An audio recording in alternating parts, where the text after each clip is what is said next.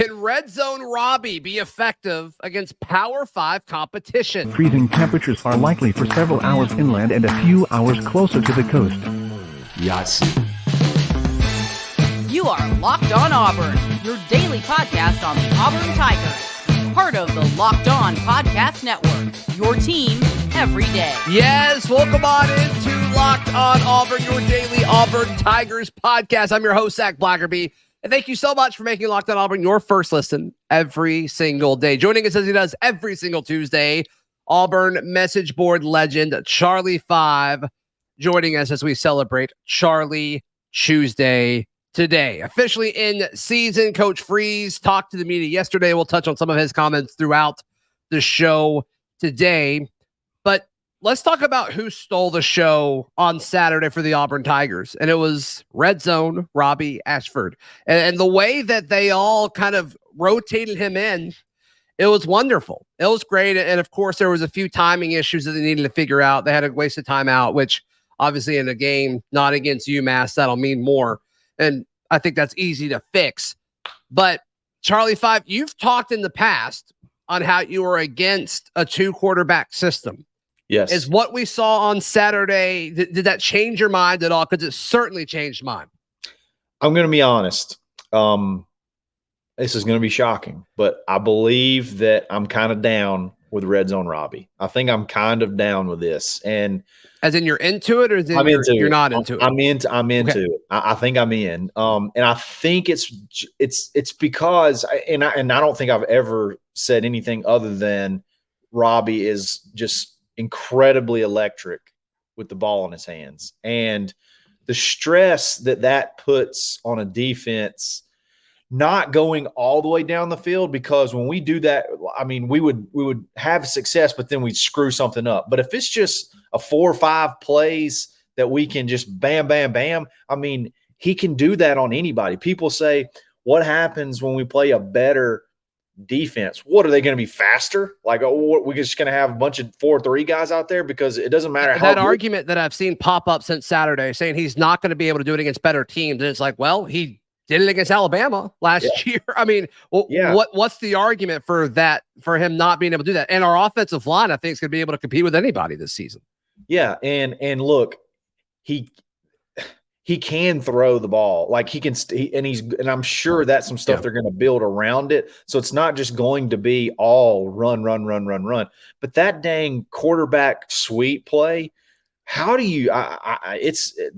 When you got a guy like him who can run a 4-3, 4-4, and he can float left and right like he does. I mean, it's something that's super dynamic. Look, selfishly, this isn't even anything other than just my taste.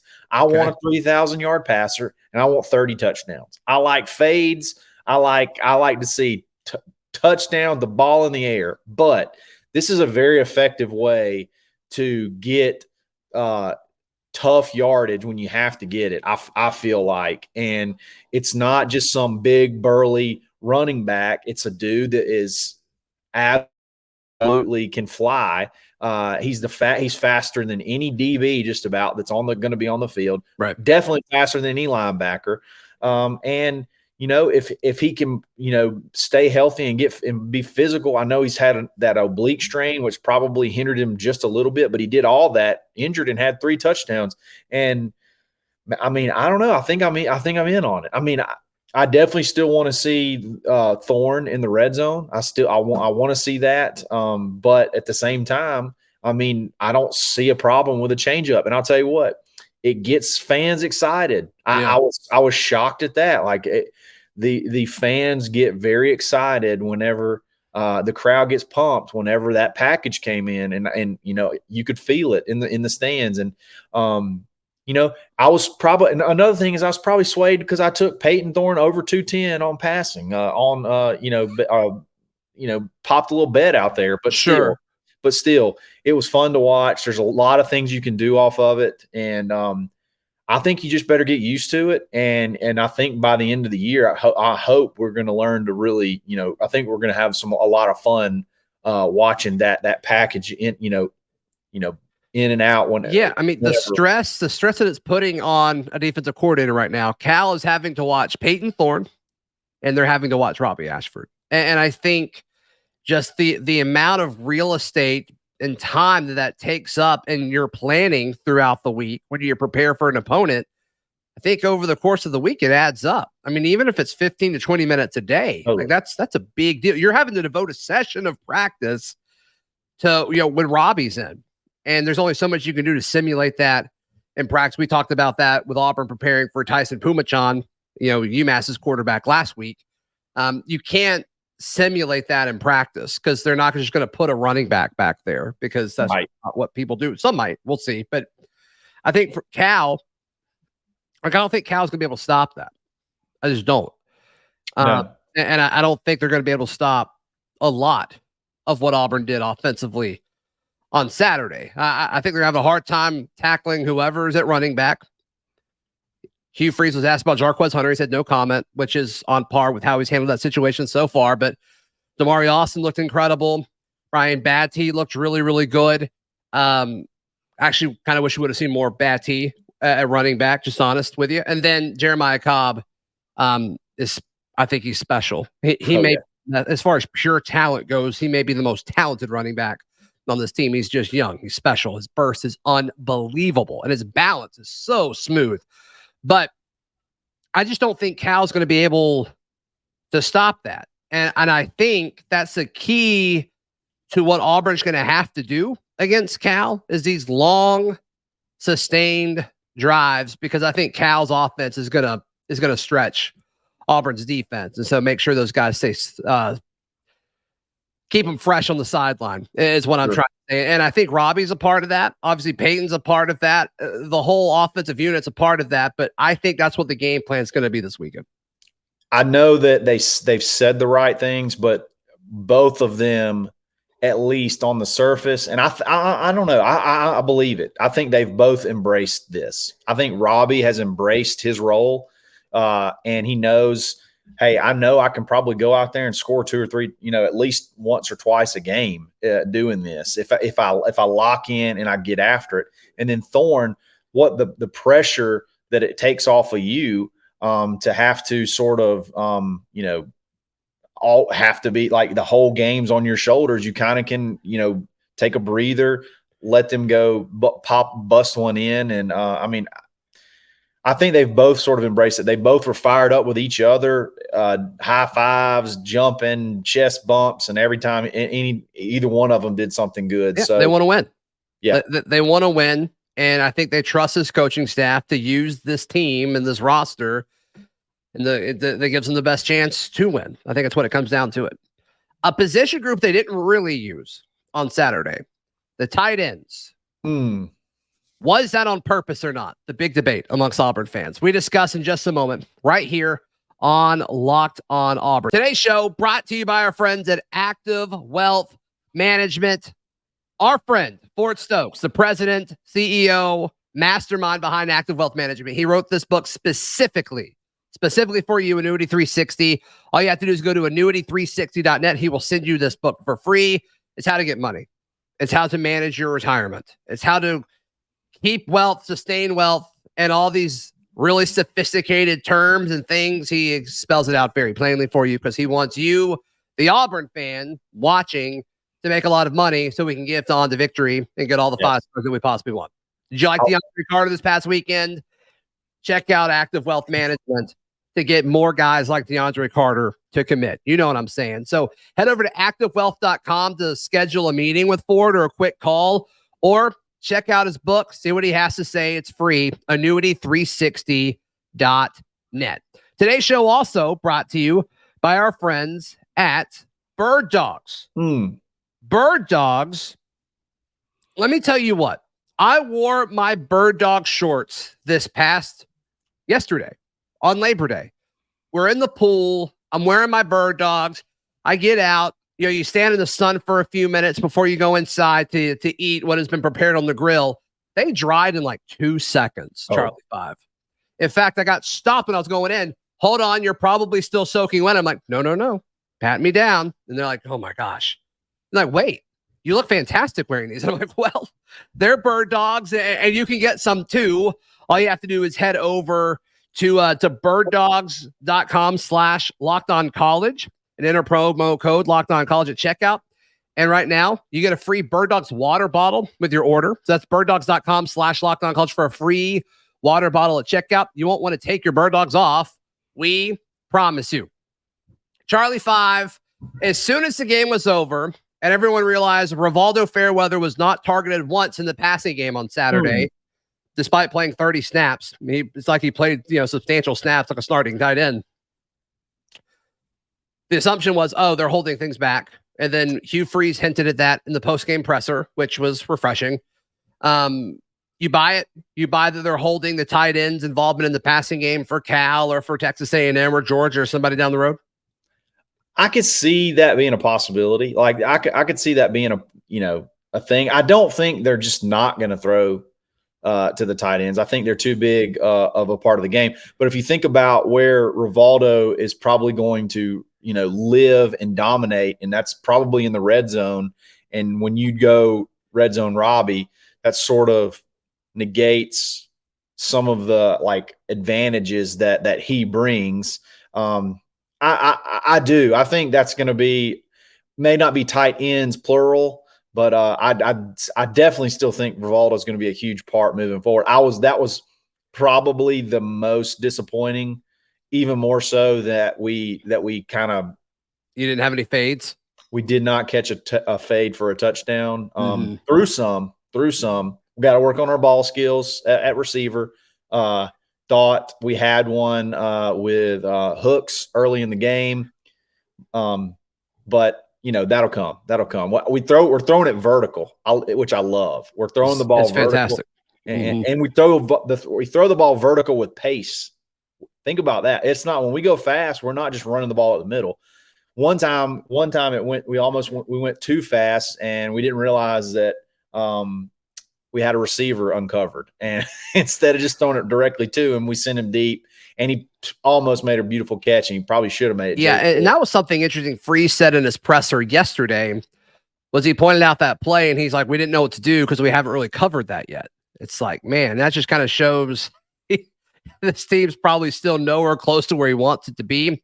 Yeah. So many people kind of nitpicked at me yesterday for me saying that the ceiling for Auburn is still higher than what we saw on Saturday. And it's stuff like that. Like, this stuff is just going to get better. And the fact that they were able to do what they did against UMass, I thought was refreshing, because there's so many pretty big things, not even a bunch of little things, but some big things where it's like, yes, this is going to help you as a football team. And the same people saying that were the same people saying, the people saying, oh, it's just UMass.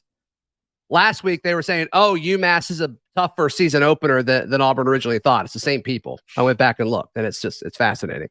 One thing, circling back to the tight ends, I'm going to read you the snap counts from the tight ends, and this is just not what I expected. Rivaldo had 30, the most of tight ends. I don't think that's surprising. Do you know who was second in total snaps at tight end? I'm pretty sure it was Jake Fromm. No, it was Micah Riley Ducker. Oh, really? Wow. 21. Okay. Wow. All right. And then who was third? Jake Fromm. No. Not Jake Fromm. No. Tyler Fromm. It was not Tyler Fromm. Really? It was Brandon Frazier with 17. Wow. Isn't that wild? That is crazy. And then Deal had 12. Fromm had 10. And Camden Etheridge had 7.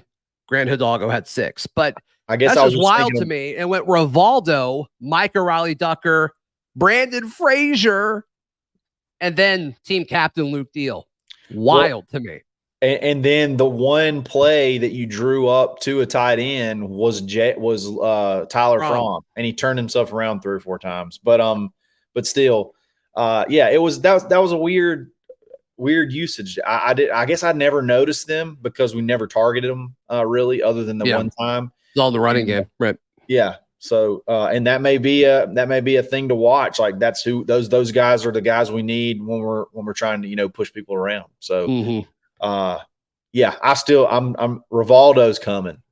Just get ready. You can't not have that guy be a big piece of the offense. I'm with you, especially if you're going to play him for 30 snaps. And then obviously, it'd be higher if it was a closer game and the starter stayed in. But if you're going to play him that much, like he's an okay run blocker. I wouldn't say he's good at it. I would say he is a fair run blocker. So if you're going to play him that much, you have to use him in the passing game. You have to, or it doesn't make any sense. So yeah, I'm with you. I think it's going to happen. I don't know if it was designed for him to get 0 targets and 0 catches, like some people are alluding to, but I do think that he will be a bigger part of it against Cal this weekend for sure. Zooming out on the passing game, I guess specifically the receiving game, like with the wide receivers. I mean, Hugh Freeze has been pretty consistently hard on this wide receiver group publicly when asked about it. Talking about, not knowing what to do when a guy was uncovered. And I think that has to do with quarterback as well. Obviously, everybody needs to be on the same page with that. But talking about how the receivers aren't running routes like with, the intentionality that they should be at this point. I mean, he said that over and over and over again. And he's usually highlighted specific dudes. Like he said that, about Shane Hooks and other guys, but he called out the whole room yesterday. And look, these are guys, especially the guys that came from Auburn or that have been at Auburn, like they haven't been coached to this level. I mean, Auburn hasn't developed a receiver in forever, right? No. And then I guess these, guys that transferred in were in situations in smaller schools. And so were they getting that level of coaching at an SEC program? Probably not. So it's just interesting to still hear how behind that group is when we talk about, the details that go into running routes and completing a pattern and route trees and things like that. So can you clean that up in a week? Can you clean that up in 2 weeks now that the season's here? I don't think you can get it perfect. I think you can get it better and develop over the course of the season, but that is a detail that I'm curious to see how Hugh Freeze responds to over the next month. I think some of those things are little things that you can clear up in a week. And I'll give you an example. I'll give you an example. The hooks, the fade right at the beginning of it, like maybe the first drive. We threw it up to Hooks. If you look where that ball lands, it lands almost on the pylon for the back shoulder. But Hooks was fading that, like he was fading the route way too inside. So like he was out of position. He was out of position. That's something that can be corrected. Like, hey, dude, whenever we're running this route, you get too far inside. Like you got to get this. You got to stay outside for this play to work. You can't throw a back shoulder if you're like almost on the hash mark. Like you got to be on the sideline. Like little things like that. The Jay Fair on when he was uncovered. Hey, look, if this, I don't know how you practice. When you say, hey, we got to have a play for like when they just forget to cover us completely. Like what we got to have a check for that. Like what do you even call that? But hey, instead of running a go, just turn around and stand there. Yeah, hit you with a quick catch shot. The football. Right. Yeah, we're gonna hit you with a quick shot and then get upfield. There's little things like that. You'd be surprised at little things like that I feel like could make you can make huge leaps. Those little changes that you can make from 1 week to the other. And we're going to have it. Like we're going to have to score with Cal. We're going to have to be able to go up and get balls and win 50-50s. And we're going to have to throw it because I think they're going to be able to score. Yeah, I do too. And these numbers aren't perfect because we're really basing them off of a half, not a full game when I read these off. But these are how the targets were spread out, which were 24 passes. Jay Fair was targeted 6 times. Shane Hooks was targeted 6 times. So that's literally half were spread across those two guys. Yep. And I'm not saying they don't deserve it. I just think it's interesting. Javarius Johnson was targeted 4 times. And then Caleb Burton was targeted 2 times. Malcolm Johnson Jr. was targeted 2 times, but those times were irrelevant because that was like at the end of the game with the third team was in. But still, great throws by Holden to Malcolm. We'll see. Both unbelievable catches. Yeah, I mean, he looked, and I thought he's looked great anytime I saw him in fall camp. It seemed like he was always kind of catching good stuff. So good for him.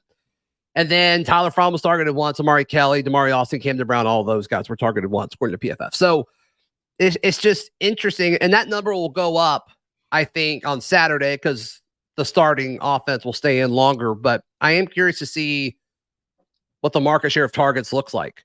Like, do you think, let's say the total number of passes goes up to 30. I think Auburn's going to run it a lot on Saturday. So let's say 30.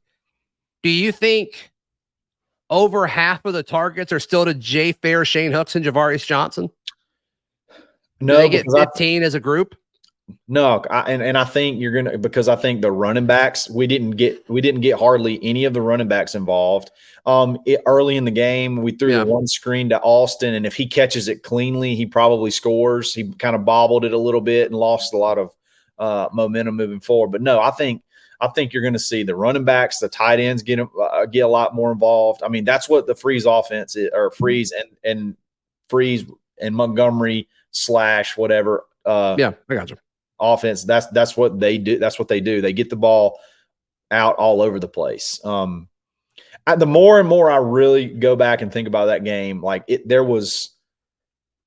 they showed almost no. I feel like they showed, like, you still don't really have a good idea, I feel like, of the Auburn offense, what the identity is really going to be. And I think, but they were still efficient in doing that. So that to me is like the most, like, you can't accomplish a better goal than that week one.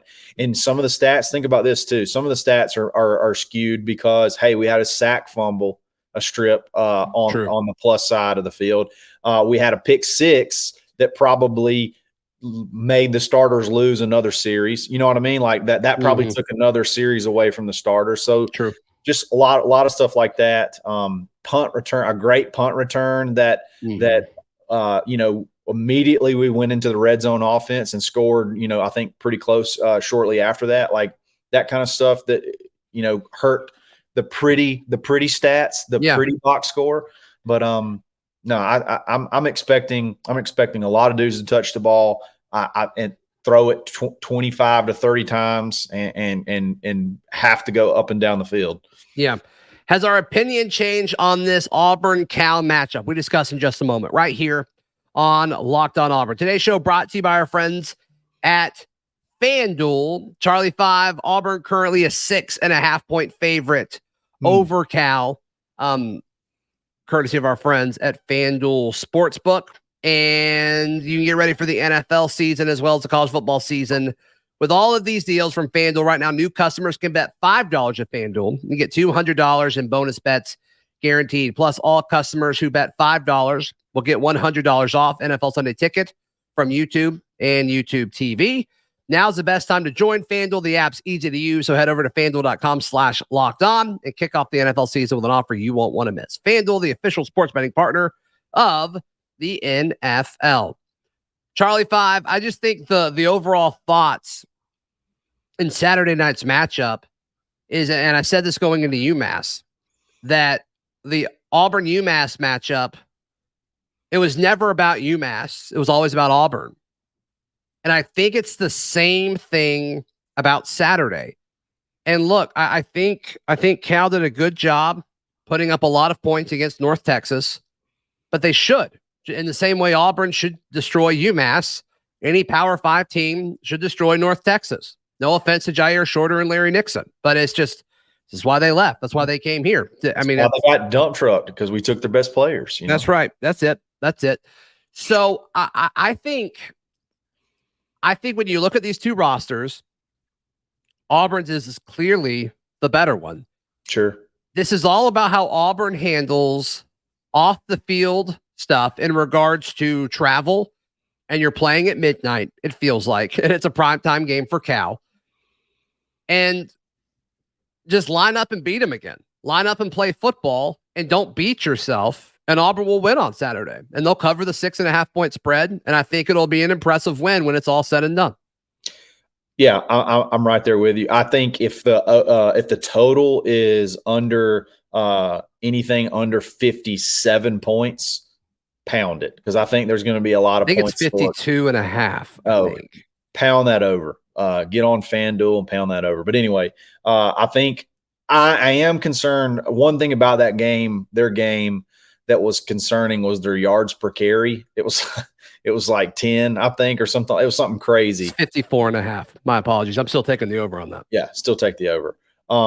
They running teams that can run the ball physical, I think we possibly could have some probably have some issues with. I think we have the big defensive linemen that can eat up blocks. I don't know that we have the linebackers right now that are multiple of them that can run free and make those plays and fill those gaps. So, do you think Eugene Asante should be starting at linebacker now? He was by far the most impressive. Like, it wasn't. The gap was pretty dramatic to me. No, I honestly didn't even realize that that Keys missed a bunch of the game because I never noticed him, in the start of the game, at the start of the game. And Larry Nixon made a few plays, but I didn't notice. I really don't even. Cam Riley, I never really noticed him make a tackle at all. But Asante was visible. He was visible, and he was. I love him. He may be all we have. He may be the only real, go-getter guy that we have at linebacker. So I could see us having some issues stopping the run early.